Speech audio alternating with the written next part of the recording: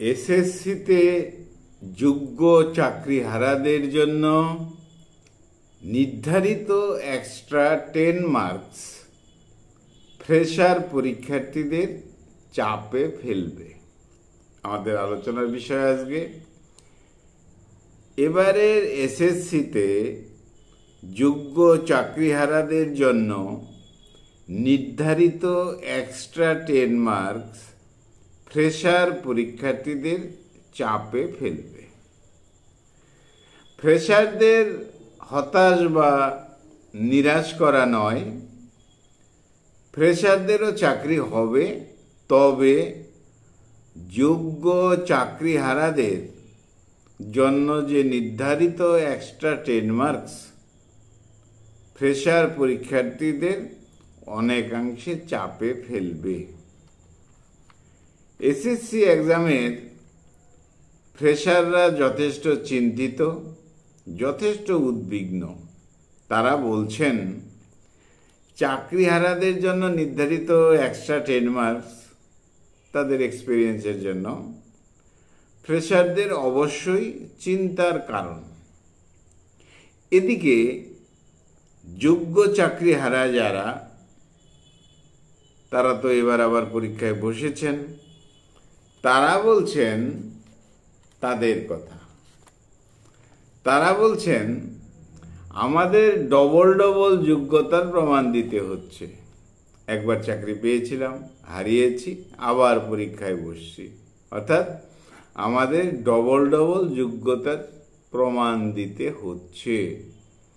পাওয়া চাকরি হারিয়ে আমরা আবার পরীক্ষার্থী, এটাই হয়তো ডবল ডবল চাকরি পাওয়ার নমুনা।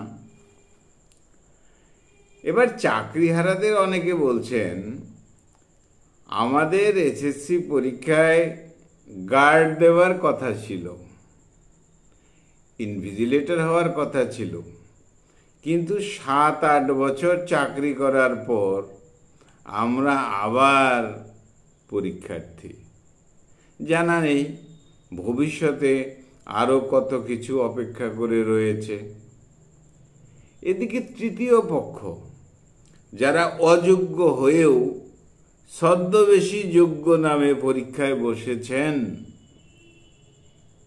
তারা আবার কোন চুরি চক্রের ফন্দি এঁটেছে কে জানে, তাদের কথা তো বলা মুশকিল। অতএব বর্তমান এসএসসি পরীক্ষা দেওয়ার পর ফ্রেশারদের একরকম চিন্তা, যোগ্য চাকরিহারাদের একরকম চিন্তা, আবার অযোগ্য চাকরি চোর যারা ছদ্মবেশী অযোগ্য, তাদের আবার অন্যরকম চিন্তা। তবে তারা এখন যোগ্য। অনেকেই বলছেন এসএসসি পরীক্ষার প্রশ্নপত্র নাকি খুব সহজ হয়েছে, অনেকের ভাষায় প্রশ্নপত্র পাতি হয়েছে।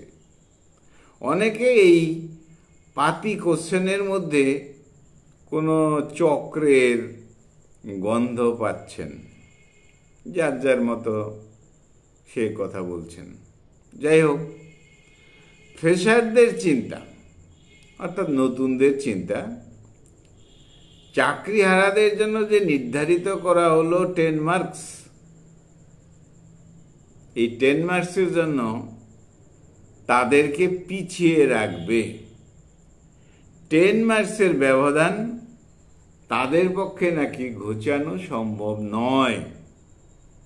তাছাড়া ডেমনস্ট্রেশন বা ইন্টারভিউয়ে আরও 10 মার্কস রয়েছে। অতএব ফ্রেশারদের প্রবলেম রয়েছে, এরকম ধারণা ফ্রেশার যারা পরীক্ষার্থী ছিল তাদের। যাই হোক, কি বলি কি না বলি, চলো চলি, এগিয়ে চলি, হারিয়ে না যাই সিস্টেমের বেড়াজালে। তাহলে চিন্তাটা ফ্রেশারদের অমূলক নয়।